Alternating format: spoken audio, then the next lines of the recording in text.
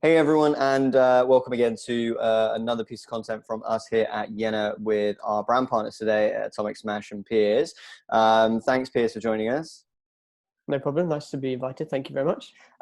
So we wanted to use your expertise and specialist advice on web development, specifically WordPress, of course, in terms of Atomic Smash, with how people can thrive during times like this on what may currently be a side hustle and they're trying to turn into a fully fledged business online, or a currently running business and maybe doing work, doing more work online than they ever have before.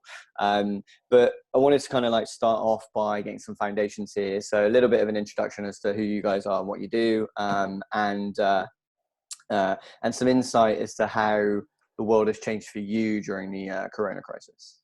Cool. Thank you. So we're Atomic Smash. We're a enterprise WordPress WooCommerce agency based in Bristol. We're a team of 12 and we're kind of full service from UX and strategy, digital design, and then all the way through to development. And then where we really thrive is around long-term partnerships. So we work in like a little and often type approach of web development with a lot of our clients. And we spend time every month kind of helping them to understand problems, and then how can we help use WordPress to kind of solve those problems for them.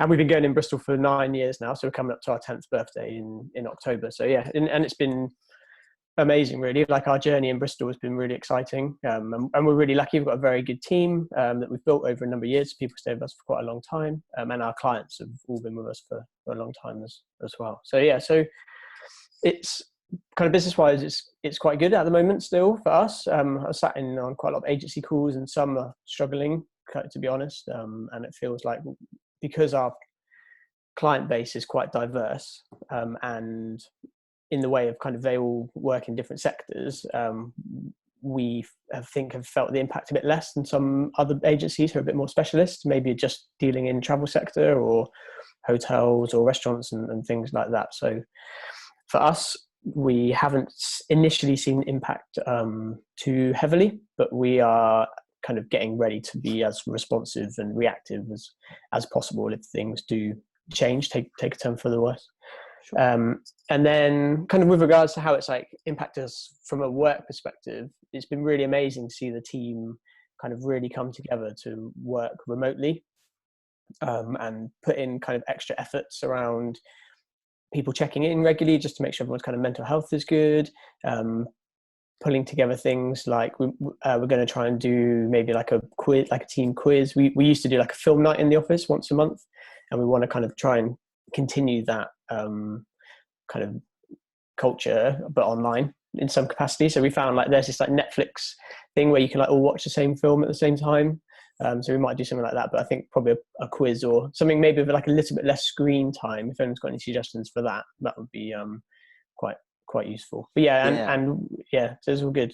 I was going to say, interesting to try and figure out how to get the team together using less screens whilst working remote. Is an interesting oxymoron of everybody coming to work well remotely. And actually, that's really interesting because you guys have always had like that flexible remote working culture, but now it's forced upon you, just like us. It changes things still. Really does, yeah. Ironically, people end up working more coherently than I think they ever have before. So I'm curious to see what teams look like on the other side of this. Yeah. And if they're more so families, I would say. Yes, definitely. And the other thing I'll just quickly mention as well is, so a few of us have got children as well. So people are doing quite random hours relatively, and we don't mind as long as people kind of just get the work done. So we're like super flexible, and we're just being as understanding as possible, because it's a difficult time for everyone. And we appreciate that people might need to go off last minute for care duties or anything like that, really. So I think, I think the thing I found is just being as open and approachable as possible to the team. If anyone's got a problem, just ask us and we'll do everything we can to try and help. Yeah, that makes sense. I think the way of output only working, which is something that we've practiced for a while, Yeah, it's is really, fascinating. really prevalent, right? Where Yeah, it's like just chatting with a few of my more corporate friends who are, really kind of shocked by the fact that they're working at home now. And somebody, surprisingly said to me the other day, "Oh, it's amazing because if I get up at 8, I can get my work done by 2, and then I can have the rest of the yeah, day off. No one knows." And I yeah, said, "That's the way it should be done, because why are we spending an extra 3 hours in the office twiddling our thumbs? yeah, We should be rewarded for efficiency." So this is kind of bringing new ways of working, and I'm curious to see where the world goes afterwards. yeah, And as you said, it allows people to spend more time with their family, and mental health is a really important thing to us, as well as I know for you too. So yeah, it's interesting to see that you're able to spend that time, that valuable time, obviously with your little one. Um, that sounds like things are going well. I'm curious as to the world of web then. So yeah. clients are seemingly saying, and you already mentioned kind of making improvements instead of kind of moving Hmm. away. I know Yeah, that relative. I've spoken to some agencies and they have lost businesses. Marketing yeah, is often the first thing to go, but yeah, you've already said that you work on a long-term partnerships arrangement, and that seems to be maybe something that's kind of offset against any risk during this time. Is that yeah. something that you did because you foresaw downtimes and wanted to fight against it before it ever happened? And are there some learnings that you could pass on from that way of working to others Yeah. in So any I sector? think, yeah, so I think from just a sensible business perspective, having some form of retained revenue is critical. And for us, the kind of like a fixed cost for a lot of businesses now is website hosting and support. And that makes up a kind of percentage of our business. But we didn't just want to be a kind of an agency who was hosting hundreds and hundreds of websites and just kind of marking them up and making money in that way. We felt that there was more value that we could be adding to our clients. So we tried it with one client initially, essentially where after the site went live, they had all of these ideas around what they wanted to do. We couldn't roll it all into the phase one because it would have just taken too long, and they needed to kind of get something up online as quickly as possible, almost that kind of MVP style. And then we felt like, yeah, we could kind of just keep achieving things for them every month, and then it just worked really well. It worked well for us because it was retained revenue, but then it worked well for the client because it just kept the website at the forefront of their mind. And every week we check in on a status call and see what had changed maybe within their business, because their business was moving quite quickly as well, and the website really needed to keep up with that. And whilst you can make websites content manage driven, so obviously the clients can all add content themselves, there's always going to be a campaign in our experience, or there's always going to be something that just needs that bespoke touch to it, or it needs that little bit of extra thought or execution to make it perform well. So yeah, even with the best CMS in the world, you'll sometimes need a partner to kind of just come in and put something together that's a little bit special or a bit unique. Yeah, that's definitely been Yeah, our experience with you. And as someone who is able to play around with the website and yeah, hack things together and many things together, as your team definitely know from the list of plugins that we've had on the back end of our yeah.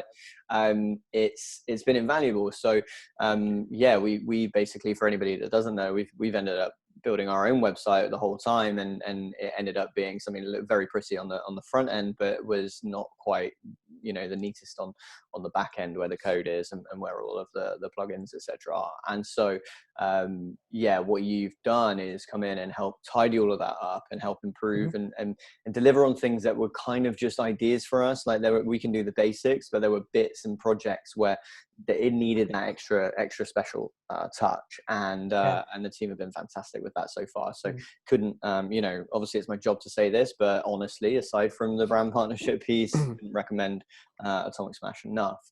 So then what about people that are just starting out, like Yeah. on a top tips kind of basis, where if somebody's got a website on any platform right now, what are the things they should be thinking about, could be thinking about? Yeah. Automation might be a big thing. Yeah. I'm not sure.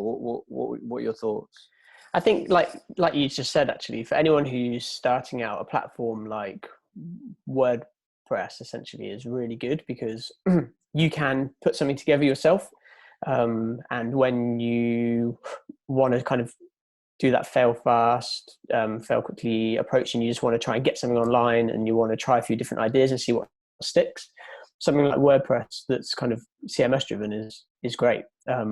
Same with kind of Squarespace in a way. You can get something up and running pretty quickly, but WordPress has that addition of all the plugins, and you can build a more sophisticated system if you wish. So I think, like, for anyone who's kind of just getting started, and I've seen it with a few recently, just getting something online as fast as possible, and don't get too hung up on whether it's perfect. That's kind of pretty timeless advice, I would say. And also, don't be afraid to, this might sound kind of almost counterintuitive, but don't be afraid to break it, because you can always undo it, or you can always find somebody quite quickly to help get you out of a hole.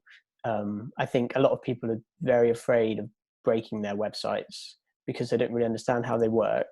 But you need to just kind of play around with it, really, and just try different stuff, build landing pages. Like you said, you can, with WordPress, for example, and tools like Gravity Forms and If This Then That, or other kind of automation tools, you can build some quite sophisticated workflows to help kind of maybe do some self-driven data capture campaigns, or just to try and also ease your own business processes, so you've got more time to spend on other things which may be a little bit more exciting for you, rather than responding to emails, 100 emails every day or something like that. So yeah, I think kind of just playing around with your site, and don't be afraid to break it, would be my kind of like top tip for anyone who's kind of like getting started and they're still like finding their feet, definitely. And I think the way that we see with a lot of clients is, if somebody's just getting off the ground, yeah, WordPress.com is really good. It's basically like a self-hosted version of WordPress, where all the updates and stuff are all managed for you by the by WordPress.com. So it's a bit kind of more like Squarespace in a way. It's a bit more self-managed. And then there's WordPress.org, which is the self-hosted version, which is what your website's running on. And that's the version that you kind of can get a little bit more creative with. And that's when you could also bring in a development partner or somebody who kind of knows the system a bit better to help build some bespoke templates for you, or tweak the platform to make it do a little bit more for you in that sense. So yeah, there's kind of two, not many people know that, but there's like two different versions of WordPress, and both have pros and cons. Really valuable to tell people about, because I can't count the amount of times that I've seen people get confused between the two, because you search WordPress on Google and you end up with the two links, and they both look, not too dissimilar from each other, and nobody knows which one's the actual company and which one isn't. And I honestly don't know which one is owned by who, and I'm maybe both are owned by the same company, Automatic, but yeah, it's you end up with people that are trying to get their WordPress site live, and they end up going to the .org website and wondering what the hell to do, because there's so much code that they need to get stuck into. And so for those of you just starting out, .com is the way to go for people that are non-tech savvy and not website related, all the way to .org if you want to do something a little bit more fancy and you want to kind of look at hosting that yourself. Exactly, yeah, and it's good as well because of the way it works. I'm pretty sure if you started off on the .com and then you wanted to get a developer involved, or you wanted to then spin it off and make it much more bespoke, you could take it off of the .com and then run it on your own server and kind of spin it out that way. So yeah, so that's what makes it really powerful, because it's quite scalable. Yeah. And you mentioned around what people get hung up on. So some really good top tips there, first of all. So get it live, like just get it out there, because you can't test it if it's not. The second one is being not afraid to break it. And again, incredible advice, because I can't tell you the amount of times that I've broken our website and the times when I've taken leaps in understanding as to how it all works, when I've had to get ourselves dug out of a hole. What do you find? And you also kind of alluded to not focusing too much on perfection before getting it launched. Like, is that one of the biggest hangups you see? Is that the thing that people get wrong the most? Or are there other things that people just get wrong that they should be avoiding? Like, I guess I'm trying to make your job easier when people arrive at your door and you're like, Yeah. oh, you've never made the mistake that everybody else does, or helping people avoid that mistake themselves at home too. Yeah, the mistake that we see, I think, is when taking too long to get your website online is dangerous, because your market probably changes relatively quickly, and so things that you think are a good idea at the start of the project, so if you're taking 6 months or something to kind of get your website sorted, things that happen at the start will be different by the time that you launch. So getting it live quick, and also it takes a lot of effort to do a website over a long period of time, and it can be quite draining for clients or people doing it themselves. So better just to kind of do a short focused effort, get it out of the way, and then once it's up and running, kind of keep testing and keep revising it. Otherwise you'll just, like, we just see people just run out of motivation, or the market changes and it's not quite right, and then they're spending too long kind of, then they're still having to kind of go back in and fix it anyway. So it's like, get something up online quickly and then just spend a little bit of time often to revisit it, tweak it, change it in that sense. So yeah, that's kind of what we see. Yeah, any inspiration required for that, just go back, I guess, and look at the very original version of the Amazon website and what that looked like compared to what it is now. And well, any of them, like, it's amazing. Anything. Yeah, they're like Airbnb, the original Airbnb site is just unbelievable. Or like anything like that is quite fascinating. Give it a search, find out what the original websites look like. I'm sure there's plenty of blogs out there, and they'll point to those. So fascinating to see. Here's my final question from helping the community and figuring out what they're doing next is, what about non-web, non-tech businesses? So like retail businesses. The other day we spoke to Ben at Novel Wines, and he already started selling wine right at the start as an e-commerce business, and they're now doubling, tripling down on that kind of side of their business at the moment. What about companies that are of that nature, companies that kind of have either like a bit of web to their business model? You know, you mentioned hospitality, etc. What can companies like this be doing right now online to help them survive and I guess thrive in this kind of scenario? I think the things that I've kind of seen and spoken to some of our clients around. So one of our clients they run a lot of events, they run a lot of talks. Obviously, they're not able to run those at the moment, so they're having to make a change, and they're having to obviously put a lot of the new talks online. So running webinars or Zoom events or a few other options around that side of things. So kind of trying, I guess, to repurpose what they were going to do and put it up online, but obviously that doesn't always work for everything. You can't, as people know in digital, you can't just take something that's physical and put it online and it will work the same. So you need to think of like a slightly different spin on how you can run it, but still try and do stuff. So get the things online. But also what we're seeing a lot of our clients doing in the art space, so we work with a few art galleries as well, is getting basically just diving deep into their old content. They've got such vast resources of stuff that's kind of decades old that hasn't really been digitized very well before. So they're looking at kind of working out ways to bring some of that stuff a bit more to life. So audio, video, old interviews, and then some of it's going up on the website, but then some of it's going up on platforms like Instagram as kind of like long form video or stories or podcasts and things like that. So we're seeing quite a few of our clients just spending some time to brainstorm about what have we got in the archive, what can we bring out, because ultimately you need to keep your community or your raving fan base engaged, and you want to kind of keep them thinking about you, even though you're not open for business as usual. So I guess content is kind of key in that sense. And then the other thing I've seen as well, been exposed to, is people who just didn't think about doing stuff remotely or at distance before, doing it now. So it's kind of offering delivery services or doing more kind of Zoom style consultancies and things like that, really. Or I'm thinking of like, there's a tailors that I know of who are now basically getting people to measure themselves, and then they're sending them their measurements, and then they're still able to kind of work and make things for them, whereas before you'd have to gone in. So I think if you're creative, and where there's a will, there's a way, really. I think just need to be innovative and just think a little bit differently about how you can still engage with your customers or get them to interact with you in some form. Yeah, great advice. The piece around doubling down on, community brand advocacy and Yeah. delivering value for people is vastly important. It's something obviously we're working on, hence content like this to make sure it happens. As a company that also runs lots of events and can't currently do them right now, we're hosting our first virtual meetup this evening, and that will be really interesting, as we'll all be just dotted around a virtual room as avatar-based versions of ourselves. I saw the app that you shared for that. Yeah, it looks really interesting. Yeah, it's super exciting. We tested it again yesterday, and the user experience is awesome. It's basically like playing a game, but in real life for business. It's madness, and it'll be cool. if it works, it'll be a core part of our business going Yeah, forward. it's great. It's like it'll be the same for the tailor. Forced innovation, enabling people to create what was otherwise a not necessarily scalable business, I guess, become more of a scalable type offering.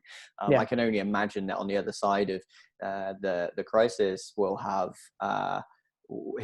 a tailor that is able to do a premium experience in person where they were previously, but also with a secondary service that is slightly more affordable. I think that's what you'll see. Yeah, that's totally right. Yeah. So thank you for sharing your thoughts and tips and advice for companies that are working online or not working online right now, and how they can kind of get set up and get innovating and get growing in a time where they're otherwise restricted. Wondered if you had any more thoughts before we wrap up.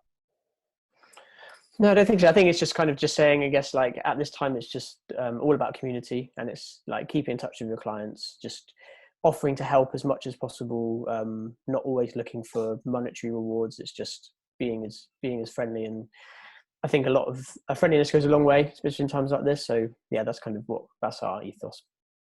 Good. So you hit it from Piers. Do the work right now, the emotional work, because people will remember it for a long time, and it will pay dividends eventually. So that's it from us. Really appreciate your time again today, Piers, and thanks again for supporting us at Atomic Smash.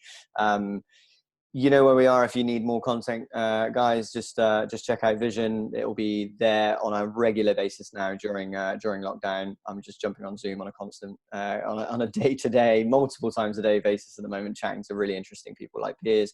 But in the meantime, stay safe. Check your websites out. Get them online if they're not already. Get them changed and developing constantly if they are already. And if you need any help on your WordPress website, then give Atomic Smash a shout, because they have been fantastic for us, and they're a brilliant company. So thanks again, Piers. Thank you very much. We'll probably catch up next week for our next sprint, I imagine. Yes. Thank you. Thanks.